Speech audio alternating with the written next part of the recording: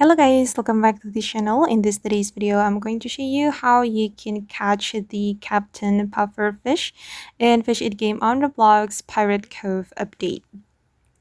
Okay, let's get into it guys. This is how the Captain Pufferfish looks like, and this is one of the legendary fish in Fish It. And if you want to catch this fish, first of all you need to go to the Pirate Cove Island, and then you can fish here guys.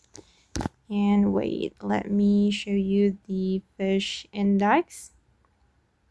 Okay, this is the Pirate Cove. And as you can see, you can catch this fish right here.